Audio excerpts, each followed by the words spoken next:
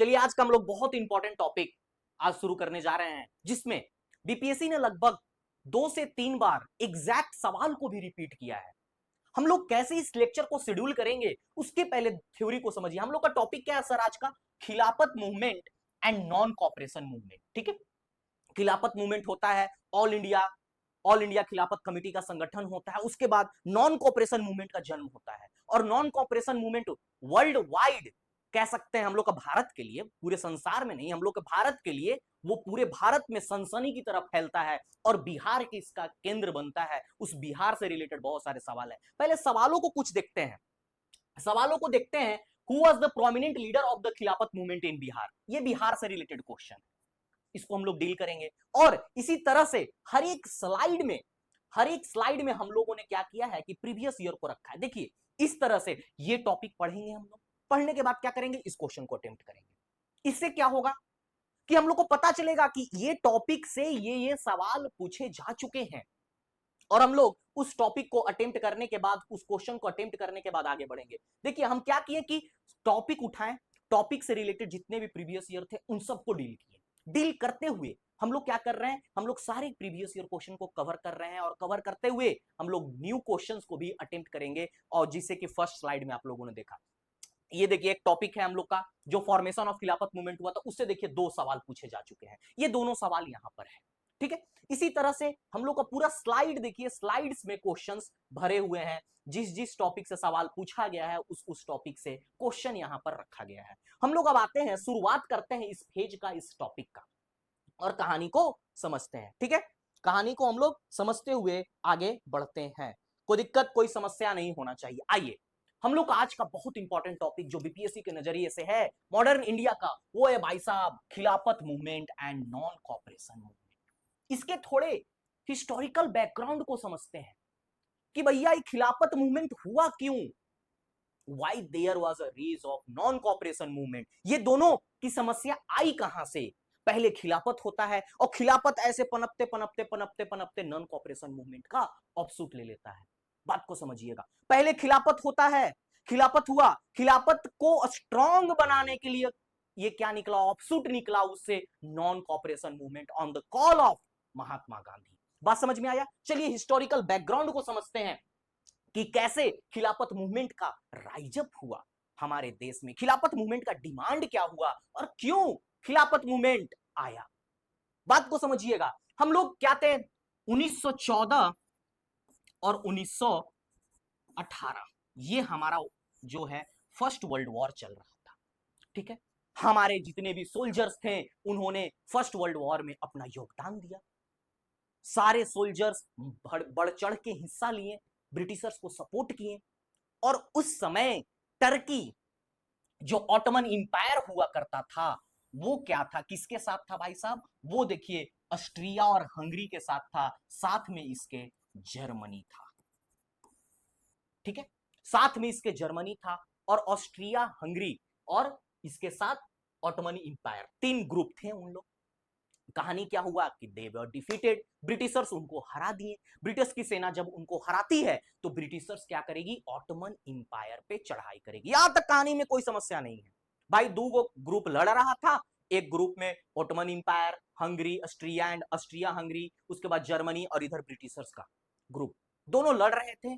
Austria Hungary, Germany और Ottoman empire की group हार गई, उन लोग हार गए, यहां तक कोई समस्या नहीं है। लेकिन हार होने के बाद यहां पर कहानी को समझते हैं, ये हमारा हिस्टोरिकल बैकग्राउंड था फर्स्ट वर्ल्ड वॉर का।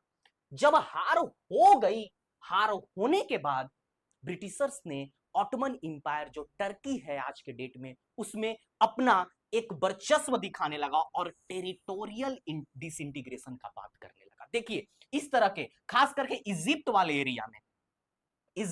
एरिया में ब्रिटिशर्स का कहना था कि हम टेरिटोरियल एक्सपेंशन करेंगे।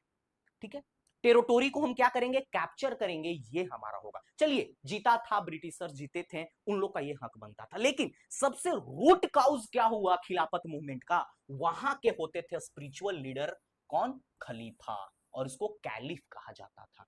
वो क्या होते थे, मुस्लिम से, जितने मुस्लिम्स होते थे उनको वो कंट्रोल करते थे, वो उनके स्पिरिचुअल गुरु थे, अगर वो कह दिए जो, वही होगा।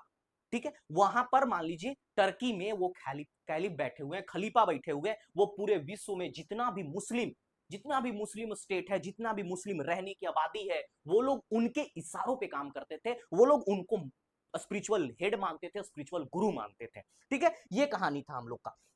भाई साहब अब हुआ क्या कि ब्रिटिशर्स जब इस फर्स्ट वर्ल्ड वॉर में उन लोग को हराया, टेरिटोरियल इंटीग्रेशन तो सह लिया ऑटोमन इंपायर, कहा कि चल ठीक है, तनी मनी तू जमीन लेगा, चलो ठीक है ले लो, ठीक है सह लेंगे। लेकिन जितने भी मुस्लिम्स थे उन लोग को गुस्सा आया कि ये क्या कह रहा है, मक्का और मदीना, जितना उन लोग का मक्का और मदीना, इसके लैंड को भी एक्वायर करने के बात कर रहा है, और स्पिरिचुअल गुरु जो खलीफा है उनको कह रहा है कि आप अब से स्पिरिचुअल गुरु नहीं रहेंगे, यानी उनके स्पिरिचुअलिटी पे दाग लगाने का काम कर रहा है ब्रिटिशर। ये कोई नहीं सहेगा, ये कोई नहीं सहेगा, कोई भी कम्युनिटी होगा अपने स्पिरिचुअल गुरु पे वो दाग नहीं सहेगा। And that was the discontent of Muslims from India against the British.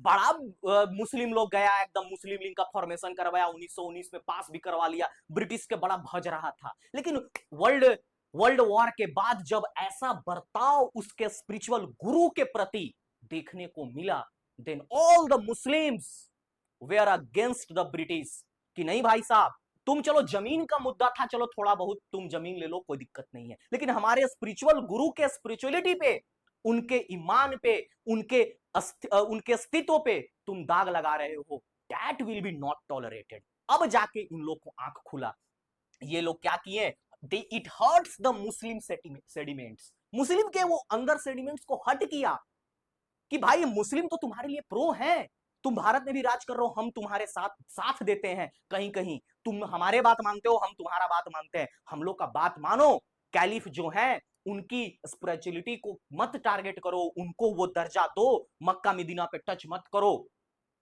But the Britishers were the Britishers, उन लोगों ने इस बात को नहीं माना, और इट वॉज द काउज, यही मेरा इमीडिएट काउज बना, क्या बना, इमीडिएट काउज, ये एक इमीडिएट काउज, ये इमीडिएट कारण बना, किसके लिए, फॉर द मूवमेंट ऑफ खिलाफत, खिलाफत का ये इमीडिएट काउज हुआ। बात समझ में यहां तक आ गया आप लोग को, कहानी, कोई कष्ट, कोई समस्या, कुछ भी होगा आप लोग इसी तरह से चैट में पूछेंगे, कोई भी समस्या होगा बताया जाएगा, ठीक है। आगे बढ़ते हैं, दूसरा कारण क्या बना सर, दूसरा कारण बना Rowlatt act of 1919। Rowlatt act जब लॉन्च किया, उस समय लोग को जबरदस्ती, बिना मतलब के, बिना, जो बोलते हैं ना कि बिना कोई काम किए, जैसे चार लोग खड़ा है, कोई रूल्स एंड रेगुलेशन नहीं है, पकड़ पकड़ के क्या करो, उन लोग को डाल दो जेल में, डाल दो, विदाउट ट्रायल डाल दो, कोई ट्रायल नहीं होगा, कोई राइट्स नहीं होगा उन लोग को। ये सब हम लोगों ने पिछले लेक्चर में अच्छे से समझा। ये एक इमीडिएट काउज था जिसका as a result Jallianwala Bagh में स्केयर हुआ, ठीक है। कितने सारे हमारे लीडर्स थे, उनको पकड़ पकड़ के जेल में डाला गया, without any trial, without any jury trial, कोई ट्रायल नहीं मिलेगा, 2 साल तक जेल में सड़े रहो, कोई तुम्हारा फंडामेंटल राइट नहीं होगा, there is nothing to show you before the court, कह दिया था, तुम्हारा मुंह दिखाने के लिए हम कोर्ट नहीं ले जाएंगे, जेल में डाल दिए तो डाल दिए, ठीक है। उसके बाद जालियांवाला बाग मैसेकेयर, याद आ रहा है, डॉक्टर सतपाल को गिरफ्तार कर लिया था जालियांवाला बाग मैसेकर में, लोग वहां प्रोटेस्ट कर रहे थे, 13 अप्रैल को ओपन फायर करा दिया, ठीक है। ये भी एक कुनूस था, ये हम कुनूस का बात कर रहे हैं कि क्या क्या कुनूस था खिलाफत और नॉन कॉपरेशन मूवमेंट को आगे को जोड़ने के लिए, आग को सुलगाने के लिए। फिर फेलियर ऑफ मॉन्टेगू चैमल्सफोर्ड रिफॉर्म, इसका तो खतरनाक फेलियर हुआ था, 1918 में इसका जो है रिपोर्ट आया था, और इसी रिपोर्ट के बेसिस पे हम लोग को गवर्नमेंट ऑफ इंडिया एक्ट 1919 दे दिया गया था, ठीक है, इन्हीं के रिपोर्ट के बेसिस पे, ठीक है। तो ये हमारा क्या था, गुस्सा था, ये खास करके मुस्लिम्स का गुस्सा, ये था मुस्लिम्स का गुस्सा, और हम लोग का गुस्सा क्या था सर, हम लोग का गुस्सा था ये, खास करके हम लोग तो इंटरेस्टेड नहीं थे मुस्लिम वाले में, बट मुस्लिम का एक तत्पा हम लोग के करीब आया, हम लोग के सपोर्ट में खड़ा हुआ आकर के, और हम लोग क्या थे, हम लोग खास करके मेजोरिटी में इसमें बिलीव कर रहे थे, हम लोग को गुस्सा था रॉलेट एक्ट से, जालियांवाला बाग में स्केयर, खून खौला दिया लोगों का, इस पे थे, और हम लोग थे इस Montagu Chelmsford report government of India के 1919 से तो नाराज थे ही, मुस्लिम का हिस्सा हिंदू के साथ। अब हम लोग देखेंगे खिलाफत मूवमेंट में the divine mixture of Hindu and Muslim, Hindu और मुस्लिम हाथ मिलाएंगे, ना ऐसा कभी इतिहास में पहले हुआ था, हिंदू मुस्लिम एक पटल पे आए थे, ना कभी हुआ और ना कभी होगा।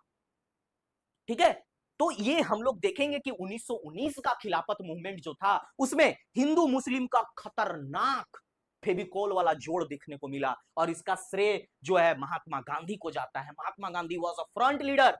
उन्होंने आगे आगे चलकर अली ब्रदर्स का श्रेय जाता है खिलाफत मूवमेंट में, और उनको जोड़ने का काम जाता है महात्मा गांधी को। Mahatma Gandhi was a front carrier. उन्होंने फ्रंट में आकर के इस मूवमेंट को कैरी किया, खिलाफत मूवमेंट को, and he was the first president of the all India खिलाफत मूवमेंट। हम लोग आगे कहानी को देखेंगे।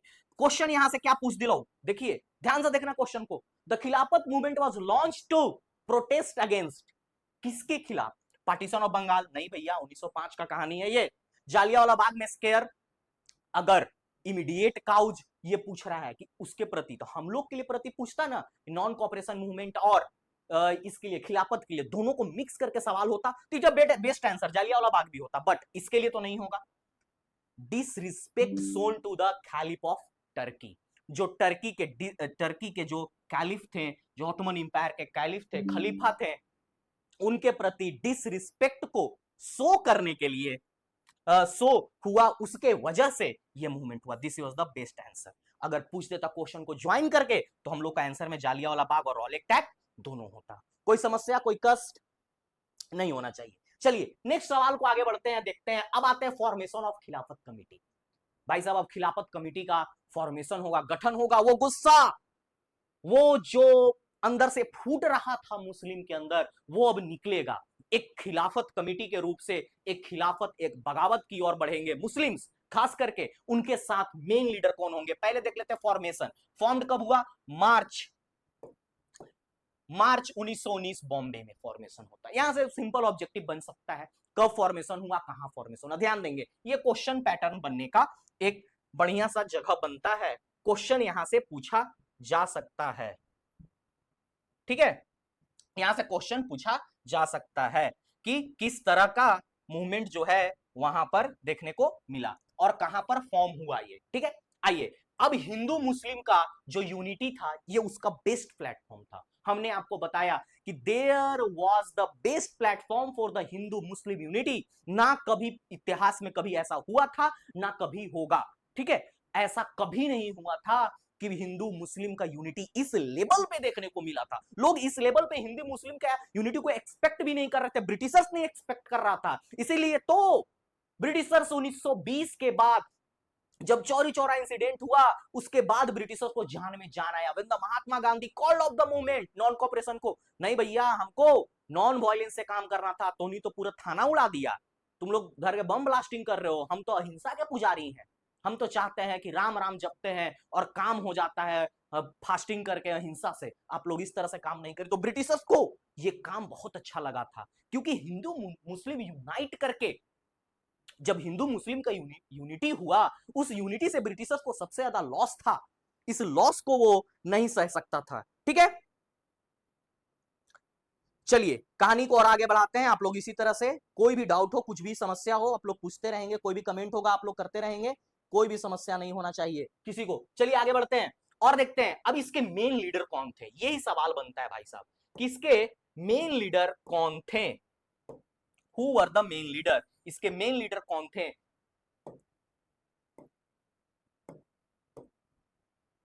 Who are the main? Ali brothers, ये नाम याद रखिएगा। कौन कौन? मोहम्मद अली और शौकत अली। ठीक है, मोहम्मद अली और शौकत अली, दे वर द मेन लीडर। यही दोनों भाई अली ब्रदर्स के नाम से फेमस है ऑफ खिलाफत कमेटी। खिलाफत कमेटी और खिलाफत मूवमेंट का दो नाम एकदम मत भूलना भाई। अली ब्रदर्स, मोहम्मद अली और शौकत अली, साथ में मौलाना आजाद, हकीम अजमल खान, हसरत मोहानी। हसरत मोहानी के फेमस फेमस स्लोगन को कैसे भूल सकते हो, ये इनको याद रखना है। ठीक है, हसरत मोहानी को। चलिए अब इसे सवाल क्या आया, ये जो कमिटी जो फॉर्म हुआ मार्च 1919 में, इस कमिटी को लेकर के इंपॉर्टेंट लीडर को हम लोग को याद रखना है। Who were the? Ali brothers, Maulana Azad, Hasrat Mohani, and the last one is Hakim Ajmal Khan. ये इंपॉर्टेंट लीडर्स हैं। इन लीडर्स ने अगुवाई की इस कमेटी का, इस कमेटी को रखा ले जाकर पटल में, और इस कमेटी का सपोर्ट इतना अच्छा मिला मुस्लिम्स के द्वारा। All India Muslim committee was formed. खिलाफत कमेटी से ऑल इंडिया मुस्लिम कमेटी बना। चलिए सवाल को देख लेते हैं ना, सवाल को देख लेते हैं। अगर आप लोग कमेंट करेंगे तो हमें बहुत अच्छा लगेगा। द मेन ऑब्जेक्टिव ऑफ खिलाफत मूवमेंट, अभी हम बहुत अच्छे से समझा है, बड़ा प्रेम से समझा है, और ये सवाल कितना अच्छा सुंदर सा पूछा। ये बीपीएससी में पूछा कि द मेन ऑब्जेक्टिव ऑफ खिलाफत मूवमेंट वाज टू, पहला ऑप्शन, अगर जो बच्चे हिंदी माध्यम से देख रहे हैं उन्हें हम समझा दें कि पूछता है सवाल भाई कि मेन ऑब्जेक्टिव क्या था, क्या मेन उद्देश्य था खिलाफत मूवमेंट का। पहला ऑप्शन है demand of Indian independence, Bharat में आजादी की मांग थी क्या। दूसरा, रिस्टोर द खैलिफेट इन टर्की, जो खलीफेट, जो खलीफा को जो बेइज्जत किया गया, उनको बोला गया कि भाई साहब आप छोड़ो ये सब, आपके जो आप स्पिरिचुअल लीडर बन रहे हो, ब्रिटिशर्स उसको डिसरिस्पेक्ट किया था, उसको रिस्टोर करने के लिए क्या था, remove British official from India, British officials जो भारत में कार्यरत थे उनको हटाने के लिए क्या था, oppose the Rowlatt Act, Rowlatt Act को हटाने के लिए था क्या, उसको अपोज करने के लिए था क्या। खिलाफत मूवमेंट किसके लिए था, याद करिए हम क्या बताए थे, खिलाफत मूवमेंट शुरू ही इसीलिए हुआ था क्योंकि वहां के खलीफा जो थे उनको बेइज्जत किया गया, उनके उनके स्पिरिचुअलिटी पे शक किया गया, उनके जितने भी स्पिरिचुअल स्थान थे, प्लेसेस थे, उस पे बैन लगाने का कोशिश किया गया। मतलब वहां पे जो था मुस्लिम्स को और स्पिरिचुअल लीडर्स को तंग करने का कोशिश किया था, इस वजह से। तो उसी चीज को रिस्टोर कराने के लिए आप लोग अगर बी आंसर को करते हो तो हमें बहुत अच्छा लगेगा सुन करके। क्या था भाई पोल वूल में कहानी, कोई दिक्कत था? समस्या सही है, सही है, गुड गुड। इसी तरह से आप लोग आंसर को देते रहिए, पोल में एकदम बने रहिए और आंसर को इसी तरह से देते रहिए। चलिए आगे बढ़ते हैं, आगे बढ़ते हैं और नेक्स्ट क्वेश्चन को देखते हैं। क्या है भाई, who were the main leaders of खिलाफत मूवमेंट। सबसे फर्स्ट ऑप्शन क्या है, अली ब्रदर्स, यही तो मेन लीडर्स थे। मेन लीडर्स के बारे में पूछ रहा है, बाकी तो ऐसा कुछ नाम ही नहीं है जो हम लोग पढ़े थे, ठीक है, इसलिए हम लोग का बेस्ट आंसर यही हो गया। चलिए कहानी को आगे बढ़ाते हैं। अब आता है महात्मा गांधी का सपोर्ट। महात्मा गांधी का सपोर्ट यहां पर बहुत जरूरी है। ही महात्मा गांधी एक्ट लाइक अ, महात्मा गांधी एक, बोलते हैं ना कि एक फेविकोल की तरह काम किए हिंदू और मुस्लिम को जोड़ने के लिए, है ना। हिंदू इधर थे, मुस्लिम इधर थे, बीच में गांधी जी पतले सुकरे धोती पहन के खाड़ हो गए और बोले कि सटो दोनों और दोनों एकजुट हो जाओ, नहीं तो तुम्हारा स्पिरिचुअलिटी भी जाएगा और तोहनियों को कुछ नहीं मिलेगा। He was standing between the Hindu and Muslim, acting like a glue. एक बहुत अच्छे हिस्टोरियन ने कहा कि Mahatma Gandhi acted like a glue between the Hindu and Muslim unity in the Khilafat and non-cooperation movement.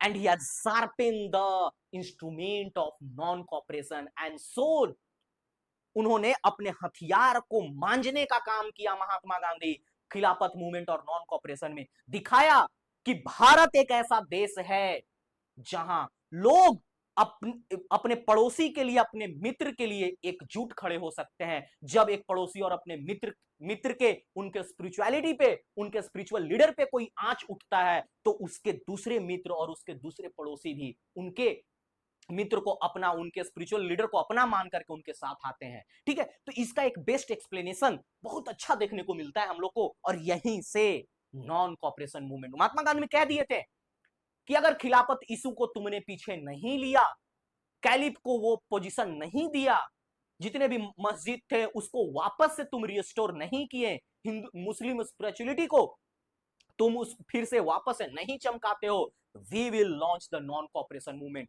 ऐसा नहीं है, non cooperation movement was a day night phenomena, इसे रातों रातों पलट नहीं दिए थे। The Mahatma Gandhi has warned the Britishers कि आप लोग जो गलती की हो उसको सुधारो, नहीं तो रातों रात ये मूवमेंट लॉन्च नहीं किया उन्होंने, हम लोग लॉन्च करेंगे। He has warned the Britishers, लेकिन Britishers has not taken it seriously, Britishers ने इसे सीरियसली नहीं लिया। तब क्या होता है, Gandhi ji was the first president of all India Khilafat committee. Khilafat committee का गठन हुआ, कहां हुआ भाई साहब, इसका होता है दिल्ली में कॉन्फ्रेंस होता है। कौन सा कॉन्फ्रेंस, सवाल है, क्वेश्चन है यहां से, क्या है क्वेश्चन देखिएगा, यहां से क्वेश्चन बनेगा कि ऑल इंडिया खिलाफत कमेटी का मीटिंग कहां हुआ था, दिल्ली में हुआ था। और किस कॉन्फ्रेंस में, तो ऑल इंडिया खिलाफत कॉन्फ्रेंस में 23 नवंबर 19 2019। ये डेट आप लोग याद रखिएगा भाई साहब, यहां से सवाल है इसलिए हम इसको सर्कल कर रहे हैं। ये पूछने जा रहा है बीपीएससी। 71वीं में ना पूछे, 72वीं में तो पूछेगा, 73वीं में तो पूछेगा, कहां से और सवाल लाएगा? एक को नमवा कै बार पूछेगा, उसको भी बार बार क्वेश्चन को रिपीट कर करके, उसको भी तो इंसल्ट ही होता है। कैसा हम कमीशन है कि 3-4 क्वेश्चन रिपीट कर देते हैं, सब कोई हंसता है। तो हो सकता है नया सवाल का जगह यही सबसे बनता है। ठीक है, अब आते हैं, अब कहानी को देखिए कैसे, यहां से कहानी तक समझ गए। कोई समस्या, कोई कष्ट, कोई समस्या, कोई कष्ट, किसी तरह का कोई समस्या हो तो आप लोग जरूर बताएं। कोई समस्या नहीं, चलिए कोई भी समस्या हो कमेंट करेंगे आप लोग। लाइव सेशन का यही मतलब है भाई साहब, कोई भी समस्या होगा बताने का, तब नहीं हाल लेंगे। कोई भी दिक्कत हो कमेंट डालो भाई साहब, ये पॉइंट, ये कोई समस्या है। चलिए अब देखिए कहानी को। अब कहानी क्या होता है, अब धीरे धीरे हम लोग कहां उतर रहे हैं? नॉन कॉपरेशन की तरफ। खिलाफत, खिलाफत का वार्निंग दे दिया यहां पर थर्ड इंपायर साहब, भैया ना मानोगे हम लोग उतरेंगे नॉन कॉपरेशन में। अब धीरे धीरे नॉन कॉपरेशन में उतरा जा रहा है, क्योंकि हिंदू का अलाइनमेंट होना और मुस्लिम का अलाइनमेंट होना, यहां पर एक बड़ा मर्जर देखने को मिल रहा था। इसका सपोर्ट नहीं कर रहे थे। थोड़ा सा यहां पर आप लोग को आउट ऑफ द बॉक्स बता दे रहे हैं। मॉडर्न हिस्ट्री का एक बहुत ही खूबसूरती है कि इसके प्रो एंड कॉन्स दोनों को देखा जाए। क्या हुआ था कि जब खिलाफत मूवमेंट और नॉन कॉपरेशन मूवमेंट को लॉन्च करने का बात आया एक साथ, ठीक है, खिलाफत एंड नॉन कॉपरेशन को आगे से बढ़ाएंगे हम लोग हिंदू मुस्लिम यूनिटी को लेकर के, तो कांग्रेस का सहमति बहुत जरूरी था। उस समय तिलक साहब, आप लोग जानते ही हैं उनको, the most energetic and the most youngest, one of the most youngest leader of the extremist party. भाई गरम दल के बहुत ही मजबूत और नौजवान हमारे लीडर थे, उन्होंने इसका विरोध दिखाया। बाकी गांधी जी उनको मना लिए थे, गांधी जी उनको मना लिए थे। 1920 आते आते जब नागपुर का सेशन हो रहा था, गांधी जी उनको मना लिए थे, but he has shown the opposition, उन्होंने अपोजिशन शो किया। बाल गंगाधर तिलक भी कहीं कहीं अपोज कर रहे थे, but Gandhi ji was a very prominent personality, चमक थी उनकी पर्सनालिटी में, जिस तरह से वो चीजों को रखते थे।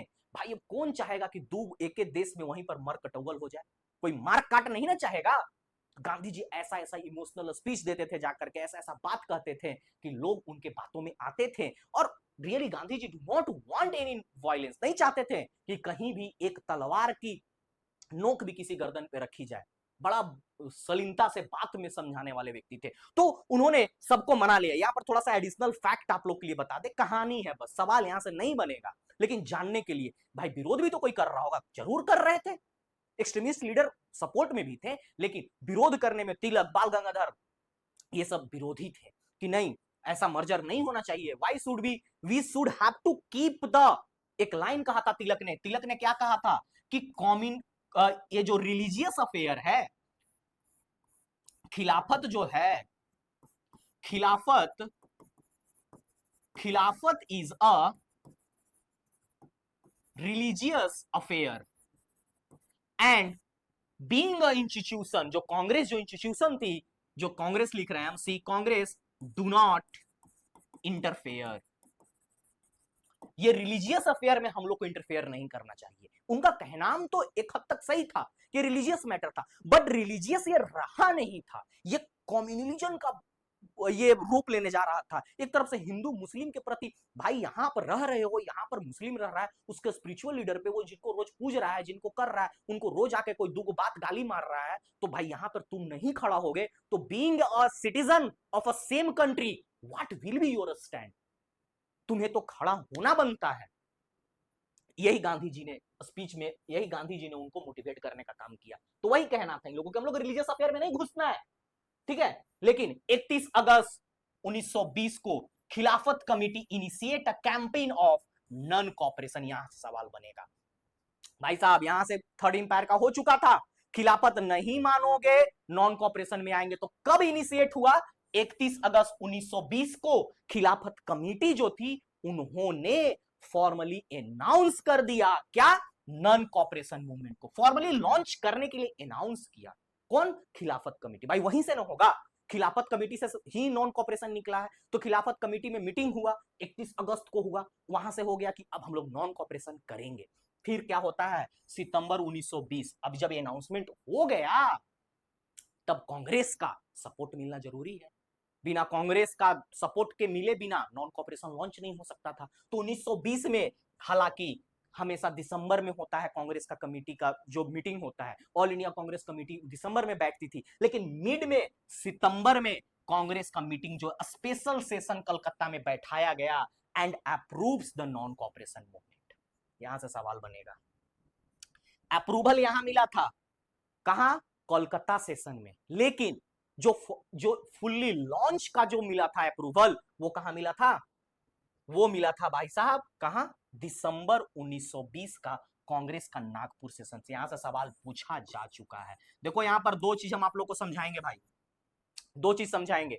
यहां पर क्या हो गया था, अप्रूवल मिला था बस कि ठीक है, यहां से जैसे ऑल इंडिया खिलाफत कमेटी ने क्या किया था, 31 अगस्त 1920 को क्या किया कि हम लोग अब लॉन्च करने जा रहे हैं, आवाहन कर दिया था। तो उस आवाहन को कंफर्म करने के लिए यहां अप्रूव की जगह आप लोग कंफर्म भी रखो, कंफर्म किया कौन, नॉन कॉपरेशन मूवमेंट को, स्पेशल सेशन इन कलकत्ता, लेकिन इंडोज्ड हुआ भाई, दरवाजा एकदम दम बोलते हैं मजबूत किया गया, मतलब लॉन्च होगा अब, कब, कौन से सेशन में, दिसंबर 1920। तो क्वेश्चन को ध्यान से पढ़ना, जहां क्वेश्चन लगे कि लॉन्च फाइनली कब हुआ एकदम खतरनाक तरीके से, तो इस सेशन से। अब यहां से मान लीजिए ये कौन सा सेशन है भाई, ये हमारा कलकत्ता का सेशन है, कलकत्ता का सेशन है, बोला कि चलो ठीक है, अब नॉन कॉपरेशन मूवमेंट को हम देते हैं हरी झंडी। लेकिन ये जो 1920 का सेशन है जो हुआ जाकर के नागपुर में, यहां कहा कि अब लॉन्च कर दो, इंडोज्ड, अब लॉन्च होगा नॉन कॉपरेशन मूवमेंट, तो was launched in Nagpur session.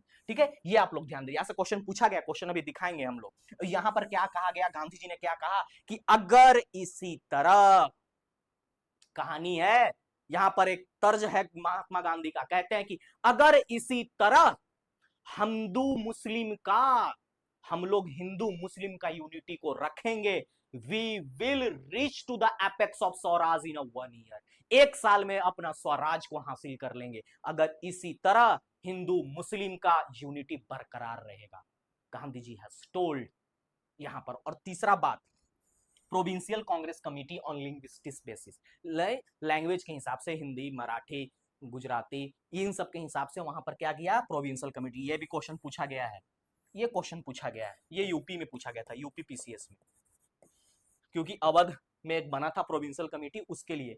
ठीक है, provincial Congress committee was formed on the linguistic basis on which Congress committee session, तो Congress committee session on Nagpur का सेशन 1920। ठीक है, ये सवाल पूछा गया था, और इसमें 15 मेंबर का एडिशनली जोड़ लीजिए, 15 नहीं, 15 member, 15 member supervision committee, supervision committee भी बनाया गया, 15 आदमी का सुपरविजन कमेटी भी बनाया गया था। ठीक है, यहीं पे कोई कष्ट, कोई समस्या आप लोग इसी तरह से बताइए, किसी तरह का कोई कष्ट हो तो जरूर बताएं, और कमेंट करो, कमेंट करो, कमेंट देख लेते हैं, कुछ कोई बोल नहीं ना रहा है, no problem, no problem, no problem, कोई दिक्कत नहीं, कोई दिक्कत नहीं, good good, Sudhir Mishra good, Shivam Kumar कोई प्रॉब्लम नहीं, अंजलि कोई प्रॉब्लम नहीं, ठीक है, कोई समस्या नहीं, किसी तरह का समस्या हो जरूर बताएं। चलिए आगे आते हैं, अब आता है spread of movement in India.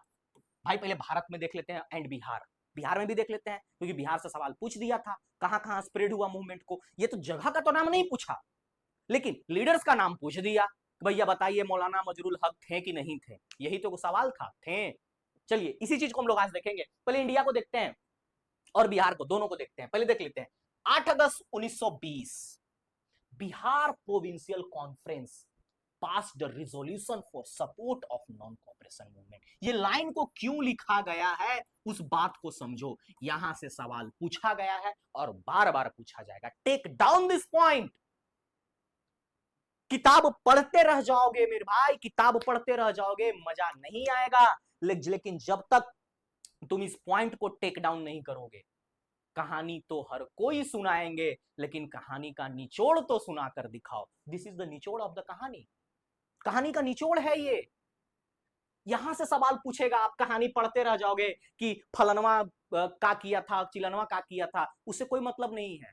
निचोड़ क्या है कहानी का, at the last moment, at the last moment of your exam phase, you have not to read a whole book, you have to read the crux of a book, जो authentic तरीके से बता दे, क्रम वाइज से चीजों को बता दे।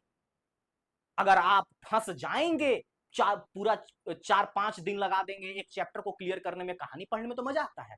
Spectrum है, सर राजीव अहिर का बुक उठा लीजिए, उनका स्पेक्ट्रम पढ़िए। कहानी पढ़ने में वो उसको पढ़ना था, जनवरी फरवरी से पढ़ना था, अभी आके जुलाई में नहीं पढ़ना था उसको। जुलाई में आपका जो हैंड रिटन नोट्स था, क्रक्स था, उसको पढ़ना था। If you have not made your crux note, तुमने सिनॉप्सिस नहीं बनाया है, तब तुम्हें तो कोई छोटा सा नोट्स जो है 800-850 पेज का राजीव अहिर तो पढ़ना भी बेवकूफी है मेरे भाई। तब तो तुम्हें ऐसे कहानियों का जरूरत है जो सिर्फ और सिर्फ रेलिवेंट हो। रेलिवेंट कहानियों के लिए आप अपने दोस्तों को भी सुनाइए। तो लिंक उंक है, थोड़ा भेजो, चाहे मत भेजो, हमको क्या है। चलो देखो कहानी और क्या है भाई। तो ये हम क्यों बोल रहे हैं कि ये कहानी क्यों इंपॉर्टेंट है, देखिए कहानी को समझिए। क्या बोलता है, 8 अगस्त कब फॉर्मेशन हुआ, 8 अगस्त 1920 बिहार प्रोविंशियल कांग्रेस कॉन्फ्रेंस ने पास किया, रिजोल्यूशन को पास किया कि हम लोग भी अब किसको सपोर्ट करेंगे, नॉन कॉपरेशन मूवमेंट को सपोर्ट करेंगे, खिलाफत को सपोर्ट करेंगे। Bihar had a Muslim majority in a lot, Bihar, Bengal, Orissa क्या है, सब यहां पर मुस्लिम मेजॉरिटी ज्यादा था। तो बिहार में भी मुस्लिम मेजॉरिटी का कम नहीं है परसेंटेज। कमेंट में अगर होगा, किसी को पता है तो बता देना, लेटेस्ट जातीय जनगणना के हिसाब से कितना है मुस्लिम मेजॉरिटी, बिहार में मुस्लिम मेजॉरिटी कितना है। अगर किन्हीं को पता हो तो कमेंट कर सकते हैं, नहीं तो रहने दीजिए, हम बताएंगे। 8 अगस्त 1920 को बिहार कांग्रेस प्रोविंशियल कमेटी में क्या हो गया, सपोर्ट को जारी कर दिया। यहां से सवाल बना। उसके बाद इस कमेटी को प्रिसाइज कौन कर रहे थे, इस कमेटी का अध्यक्षता कौन कर रहे थे, इस कमेटी का अगुवाई कौन कर रहे थे, डॉक्टर राजेंद्र प्रसाद। 4 बार सवाल पूछ चुका है, 4th टाइम्स। बीपीएससी का अलग अलग एग्जाम में 2 बार प्रीलिम्स में, इधर टीआरई एग्जाम में, और एक एग्जाम हुआ था, हम एक जगह क्वेश्चन और देखे थे, बीपीएससी का बीएसएससी। इस एग्जाम में पूछा गया कि who has preside the Bihar provincial conference held at 8 अगस्त 1920। यही था डॉक्टर राजेंद्र प्रसाद। 4 बार बीपीएससी की परीक्षा में पूछा जा चुका है, ठीक है। तो इसलिए इतना इंपॉर्टेंट है भाई साहब, इसलिए इतना इंपॉर्टेंट है। अब आइए, तो बिहार में जब इस मूवमेंट को स्प्रेड किया गया और भारत में जब स्प्रेड हो रहा था, तो इस मूवमेंट का मेन मोटिव क्या था, नॉन कॉपरेशन मूवमेंट का। बात को समझिएगा, नॉन कॉपरेशन क्या कह रहा है, नॉन कॉपरेशन, तोड़ न दो, नॉन माने नहीं, कॉपरेशन माने कॉपरेट करेंगे, यानी तुम्हारा साथ नहीं देंगे। तो कोची कोची में साथ नहीं देंगे, ये सवाल होना चाहिए। तुम्हारे साथ नौकरी में साथ नहीं देंगे, सैलरी लिखने जा रहे थे, नौकरी में साथ नहीं देंगे, जॉब में साथ नहीं देंगे, जॉब में साथ नहीं देंगे, पढ़ने नहीं जाएंगे, तुम्हारा जो दिया गया क्लॉथ्स है वो यूज नहीं करेंगे। यही तो भैया हो गया विरोध दिखाने का समय। Non cooperation, I will not cooperate, हम तुम्हारा कॉपरेशन नहीं करते हैं, सहयोग नहीं करते हैं। एजुकेशनल बॉयकॉट, स्कूल्स, कॉलेज, सबने बॉयकॉट किया। स्कूल कॉलेज नहीं जाएंगे, ब्रिटिशर्स का जितना भी इंस्टीट्यूशन था नहीं जाएंगे, हम लोग स्वदेशी अपनाएंगे। उसके बाद foreign goods, clothes, materialistic thing, जितना भी मेटेरियलिस्टिक यानी जितना भी भोग विलासता की चीजें थे उस समय भी भाई बढ़िया बढ़िया आता था। बेड बिछौना इंग्लैंड से कोई नहीं यूज करेगा, वहां का कोई नहीं बढ़िया वहां का प्रिंटेड बेडशीट यूज करेगा, सब घरे का खादी का बेडशीट यूज करेंगे हम लोग। इस तरह का जॉब्स बॉयकॉट किए गए। बड़े बड़े लॉयर ने अपने लॉ प्रैक्टिसेस को छोड़ा। बड़े बड़े जितने भी कर्मचारी लोग थे ब्रिटिशर्स के ऑफिशियल्स में जाकर वहां पर नौकरी कर रहा था, वहां पर भाई नौकरी पे जाना छोड़ दिया। ब्रिटिश का हिसाब किताब गड़बड़ा गया, अंग्रेज हिसाब किताब में औला बौला हो गया कि भाई कई गो बोड़ा चीनी आयल था, आज लिखने वाला एबे नहीं किया। इंपोर्ट एक्सपोर्ट में प्रॉब्लम होने लगा बिहार में। बिहार में ही नहीं, हम तो बिहार के एग्जाम्पल ले रहे हैं आप लोग के लिए। पूरे भारत में सारे ऑफिशियल्स जितने भी थे वो उन अपने अंदर क्या रखते थे, कर्मचारी रखते थे, मुंशी बाबू रखते थे। कौन होता मुंशी बाबू, वहीं का रहते थे लोग, वो लोग जाना छोड़ दिए। तो इस तरह का हुआ, हड़ताल देखने को मिला, बॉयकॉट इन बिहार। कब देखने को मिला, जब prince of Wales prince of Wales आते हैं, वाटर नहीं है भाई, वेल्स है। Prince of Wales arrived Patna, कब आते हैं, यहां से सवाल बनेगा, दिसंबर 22 में पटना में जब आते हैं प्रिंस ऑफ वेल्स, तो क्या देखने को मिलता है, बहुत ज्यादा हाई लेवल ऑफ प्रोटेस्ट देखने को मिलता है, हड़ताल देखने को मिलता है। और ये सिर्फ भारत में नहीं, ये पूरे भारत, ये सिर्फ बिहार में नहीं, पूरे भारत में देखने को मिलता है। ये तो हमने सिर्फ बिहार का एक नजरिया रखा है आप लोग के लिए, ठीक है, इस तरह का देखने को मिलता है। अब आते हैं इंपैक्ट ऑफ मूवमेंट, क्या क्या हुआ, तो बिहार विद्यापीठ का फॉर्मेशन होता है कब, फरवरी 6 फरवरी 1921। इसका इनॉग्रेशन कौन करते हैं, इसका इनॉग्रेशन गांधी जी करते हैं, याद रखिएगा, यहाँ पे इंपॉर्टेंट क्वेश्चन है, बिहार विद्यापीठ। चांसलर कौन होते हैं, मजरूहुल हक, इंपॉर्टेंट है भाई साहब, मजरूहुल हक। और इसके वाइस चांसलर ब्रज किशोर प्रसाद, ये इसके वाइस चांसलर होते हैं। चलिए दूसरा, सदाकत आश्रम दीघा पटना में, दीघा बीच पटना, स्टैब्लिश कौन करते हैं, मजरूहुल हक। और ये एक न्यूज़पेपर को स्टार्ट करते हैं, उस न्यूज़पेपर का नाम क्या है, मदरलैंड, जो कि 30 सितंबर 1921 में, यही मदरलैंड सर्च लाइट, इस सब में आप लोग कंफ्यूज मत होइएगा, पहले बता दे रहे हैं। मदरलैंड किनके द्वारा शुरू किया गया, तो ये शुरू किया मजरूहुल हक के द्वारा। ये क्वेश्चन तो पूछा जा चुका है, ये क्वेश्चन पूछा जा चुका है, इसको आप लोग स्क्रीनशॉट ले लो, नहीं तो हमारा पीडीएफ जो है कहां मिलेगा, @सिविल संग्राम का टेलीग्राम चैनल पे। मोबाइल नंबर लिख रहा है, देखो लाइव, इस पे आप लोग व्हाट्सएप भी कर सकते हैं, आप लोग किसी तरह का समस्या, ठीक है। लास्ट स्लाइड में हम आप लोग को क्यूआर भी दे देंगे, स्कैन भी कर लेना, ठीक है, इस डिटेल को। चलिए अब कहानी लास्ट फेज में आ चुका है, कहानी लास्ट फेज में आ गया, अब होगा नॉन कॉपरेशन मूवमेंट का अंतिम चरण, द क्लाइमेक्स। अभी तक तो भाई ब्रेक है, ये ब्रेक हो गया मूवी का, अब है क्लाइमेक्स, अब विलेन का होगा खात्मा, चाहे तो विलेन का खात्मा होगा, नहीं तो हीरो से समझौता होगा, यही चीज हो सकता है। आइए, चौरी चौरा इंसिडेंट, इस सबको नाम सुना होगा, चौरी चौरा इंसिडेंट।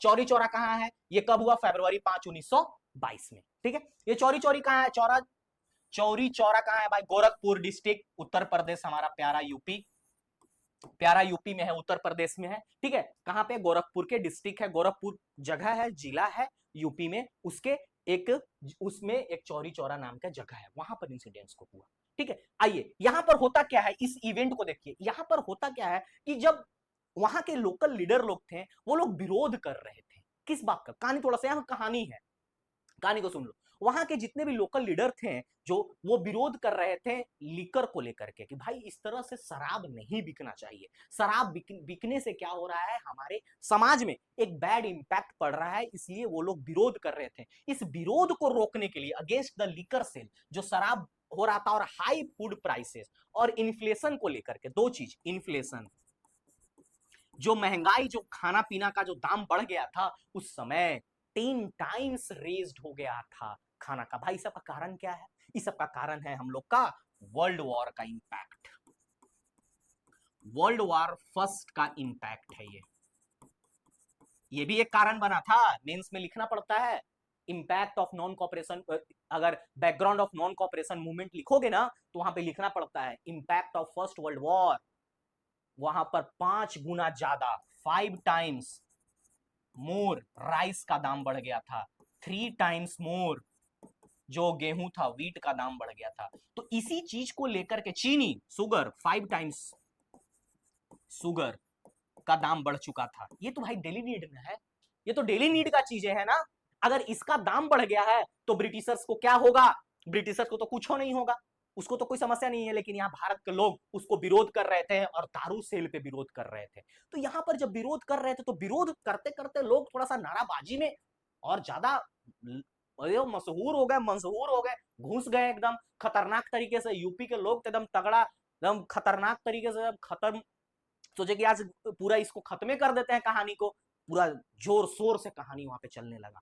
तब ब्रिटिशर्स की तरफ से गलती ये हो गया कि उधर से सिपाही लोग एक दो को फायरिंग कर दिया, फायरिंग में इंजर्ड हो गए और एक की मृत्यु हो गई। इसका विरोध को जताने के लिए अभी तक कोई इंसिडेंस यही है, बस छोड़ पीछे नॉन कॉपरेशन को भूल जाइए, क्योंकि जब इस तरह का माहौल होता है, किसी मोहल्ले का आदमी को गोली लगा, वहां का आदमी एक डेथ कर गया, तो वहां के जो लोग हैं non cooperation, Gandhi ji non violence सब ताखा पे, कोई मतलब नहीं है। जो गोली लगा इंसिडेंट कौन मारा भाई? पुलिस मारा। कहां के मारा? चौरी चौरा का थाना का पुलिस मारा। थाना में घुस जाओ। यही 5 फरवरी 1922 को चौरी चौरा में घुसा। On the response fire on the police station में दम गोली बंदूक सब कुछ चला। पहले चलता था दम, जैसे मूवी में पहले देखते हैं ना आप लोग, इस तरह का बोतल होता है, बोतल में एक यहाँ पर ऐसे बत्ती लगा हुआ रहता है, इसमें पेट्रोल, इसको बोलते हैं पेट्रोल बम। पेट्रोल बम ये लेकर के लोग पहुंचे।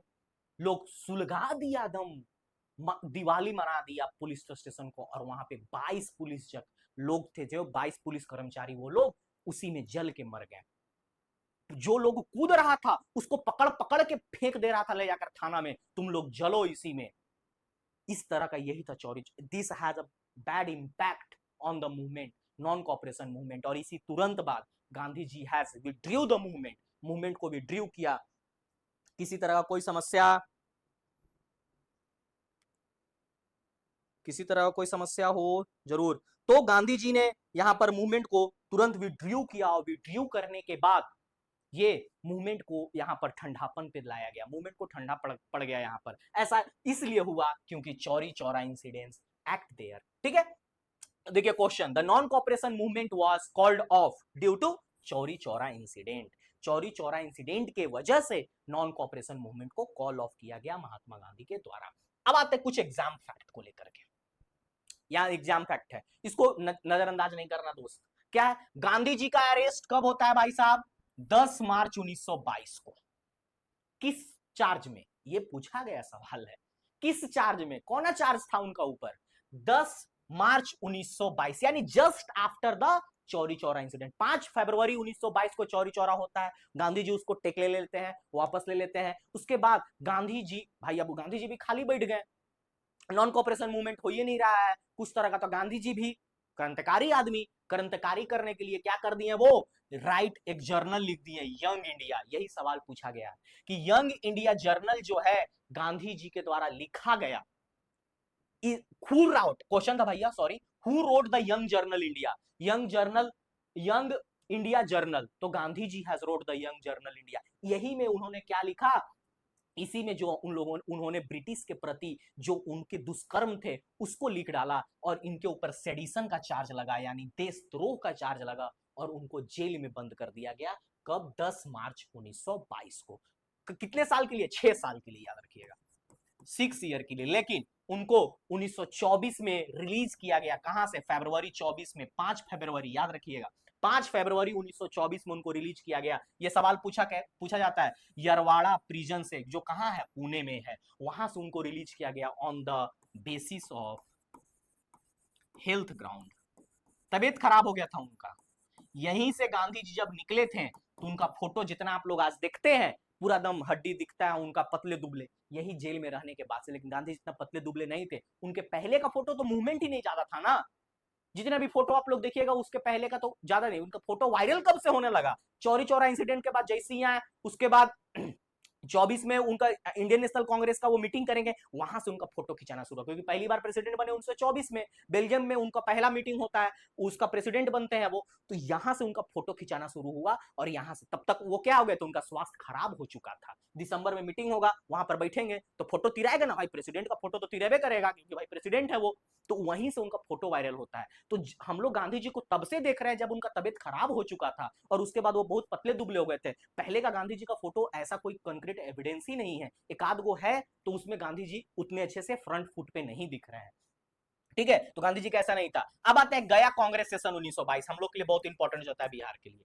इसके प्रेसिडेंट कौन थे? सी आर दास, सबको जान रहे हैं। यहीं पर क्या होता है? कांग्रेस का यहां पर सबसे आइडियोलॉजिकल स्प्लिट होता है। आइडियोलॉजिकल स्प्लिट कहने का मतलब जो सोच है उसमें चेंजेज आता है। भाई ये सब ध्यान से समझा, ये सब कहानी चल रहा है, ये सब कहानी चल रहा है। चौरी चौरा हो रहा है, नॉन कॉपरेशन हो रहा है, दिसंबर में मीटिंग हुआ, उसके बाद ये सब जो घटनाएं घट रही है, इसके बाद भाई डरेगा ना। कांग्रेस के जो मॉडरेट लीडर थे, जो वरिष्ठ लीडर थे, वो लोग तो डरेंगे कि भाई साहब इतना लोगों का हत्या हो रहा है, जान जा रहा है। तुम लोगों ने क्या कहा कि नहीं, हम लोग क्या करेंगे? हम लोग करेंगे। इसमें कौन कौन थे? नो चेंजर, और इधर प्रो चेंजर। प्रो चेंजर तो आप लोग समझ रहे हैं, प्रो आदमी एकदम गरम आदमी। इसमें महात्मा गांधी, राजेंद्र प्रसाद, ये हम लोग के लिए इंपॉर्टेंट है। राजेंद्र प्रसाद किस गुट के थे? नो चेंजर गुट के थे after the ideological split in the Congress in 1922 Gaya session Congress. याद रखो, ये क्वेश्चन कॉपी में नोट बना रहे हो तो लिख लो। 1922 का गया सेशन जिसका अध्यक्षता सी आर दास चित्ररंजन दास कर रहे थे, वो दो गुटों में टूटी थी, एक नो चेंजर एक प्रो चेंजर। नो चेंजर के मेंबर थे डॉक्टर राजेंद्र प्रसाद और महात्मा गांधी थे उसमें, यानी नरम दल के व्यक्ति थे, जिसमें इन लोगों का कहना था हम लोग फोकस करेंगे अभी भी बॉयकॉट पे। चीजों हम लोग का चीजें ये रहेगा, खादी प्रमोशन रहेगा, हम लोग अपना स्वदेशी प्रोडक्ट को अपनाएंगे और बेसिक एजुकेशन हम लोग प्रोवाइड कराने का काम करेंगे, ठीक है। लेकिन इधर ही क्या था, सी आर दास, मोतीलाल नेहरू, इसके सी आर दास क्या बने, प्रेसिडेंट बने, और इसके सेक्रेटरी बने कौन, मोतीलाल नेहरू, लाला लाजपत राय। इन लोगों का काम था, इन लोगों ने स्वराज पार्टी का फॉर्मेशन किया। Swaraj party was formed after the session of गया 1922 इन 23 में इसका फॉर्मेशन हुआ। उसके बाद इन लोगों ने सेंट्रल इलेक्शन में जाकर के हिस्सा लिया। ये लोग हिस्सा उसा नहीं लिए सेंट्रल इलेक्शन, प्रोविंशियल इलेक्शन में इन लोग जाकर के हिस्सा लिए। इन लोग का अलग सोच था, इन लोग का सोच था by any hook and crook we have to get Swaraj, ठीक है। फिर स्वराज पार्टी बिहार में बना, स्वराज बिहार में पार्टी बना, स्वराज दल क्वेश्चन पूछा जा चुका है, जिसका दल का फॉर्मेशन फरवरी 1923 में होता है, जिसका अध्यक्षता कौन करते हैं, श्री कृष्णा सिंह करते हैं, और इसका पहला प्रेसिडेंट, ये सवाल अभी तक नहीं पूछा है, ये सवाल पूछा जा चुका है, 66th बीपीएससी का सवाल है, ये पूछा जा चुका है। ये सवाल पूछा जाएगा कि पहला प्रेसिडेंट कौन थे स्वराज दल का, क्योंकि भैया 66 में तो ये पूछ दिया, श्री कृष्ण बाबू सिंह ने किया था, ठीक है। लेकिन अब सवाल पूछेगा तो अगर रिपीट हो जाएगा सवाल, अब बीपीएससी रिपीट करना नहीं चाह रहा, इमेज का बात हो चुका है, पहले ही बोल दिए हैं एकदम आके बीपीएससी के चेयरमैन साहब 70वीं में ही कि आप लोग भूल जाइए कि सवाल भी रिपीट होगा। अब हम लोग सवाल का पैटर्न अलग रखेंगे और जितने भी स्टेट पीसीएस एग्जाम है अलग रखेंगे। तो अलग रखने का क्या मतलब है कि रिपीट तो नहीं करेगा तो भूल जाइए। तो सवाल नया क्या बनेगा, फर्स्ट प्रेसिडेंट कौन थे, श्री नारायण प्रसाद, और उसके सेक्रेटरी कौन थे, अब्दुल बारी। देखिए क्वेश्चन क्या पूछा है, what was the immediate political outcome of गया सेशन 1922, ये पूछा हुआ सवाल है। सोचिए कितना इंपॉर्टेंट है ये हम लोग के लिए सेशन। पूरा अगर सेशन देखा होगा ना तुम लोग भाई साहब, तो क्या लगा होगा कि यार ये कितना इंपॉर्टेंट है, हम लोग इसको नजरअंदाज करके तो नहीं चल रहे थे, ये इतना इंपॉर्टेंट है। अरे हो सकता है खतरमी जो तुम लोग दे रहे हो भैया ओकरा में ना पूछे, लेकिन पूछ दिया तो पक्का सवाल एगो एकरा में से रहेगा। देखो, foundation of Swaraj party, quit India movement नहीं भाई, आगे का बात है। फॉर्मेशन ऑफ मुस्लिम लीग बहुत पहले का बात है, 1906 का बात है ये। पार्टीशन रेजोल्यूशन नहीं, 1905 का बात है ये, ठीक है। ये इसका बेस्ट आंसर क्या हो गया, फॉर्मेशन ऑफ स्वराज पार्टी। कोई दिक्कत, कोई कष्ट, कोई समस्या यहां तक नहीं होना चाहिए, कोई समस्या नहीं। चलिए, हाँ सब सही है, कहानी ठीक है। चलिए, अगर किसी तरह का कोई भी समस्या हो तो जैसे कि फोन नंबर आप लोग को बीच में बताया नहीं, ये हमारा हम लोग का फोन नंबर है, यहाँ पर आप लोग सारी अपनी डाउट को पूछ सकते हैं। फॉर्म फिलिंग को लेकर के भैया डेट खत्म, अब डेट खत्म हो चुका है, अब तो कोई डाउट ही नहीं रहा फॉर्म फिलिंग को लेकर के। हाँ, परीक्षा को लेकर के डाउट हो तो कोई पूछो, ये स्कैन कर लो, क्यूआर कोड स्कैन कर लो, और स्कैन करके जो भी समस्या हो इसका पीडीएफ, इसका सब कुछ कहाँ मिलेगा, वहां मिलेगा। और हमारे civilsangram.com पे आप इच्छुक है तो विजिट कर सकते हैं, देख सकते हैं, वहां डाउट सेक्शन में कुछ पूछ सकते हैं। आई होप ये कहानी आप लोग को अच्छा लगा होगा। इसी उम्मीद से आप लोग को छोड़ते हैं। आप लोग इसी तरह से पढ़ते रहिए, हंसते रहिए, मुस्कुराते रहिए, और गर्मी का दिन है तो खुद को हाइड्रेटेड रखें ताकि बर बीमार ना पड़े। आप लोग परीक्षा का टाइम है, हार्ड टाइम्स है, खुद को अच्छे से रखें, हाइड्रेटेड रखें, और लाइट भोजन ले, गर्मी में धसोर के मत खा लो, कहीं गर्मी में तबियत खराब ना हो, परीक्षा है, ठीक है। तो आप लोग इस तरह से हंसते रहिए, पढ़ते रहिए, मुस्कुराते रहिए, और हमारे इस टेलीग्राम चैनल पे जाकर के इसका पीडीएफ को कलेक्ट कर लीजिए और जितने भी क्वेश्चन थे उसको सॉल्व करिए। Till then I hope all are good, and I think you have to take care of yourself. Very, very thank you. Good night.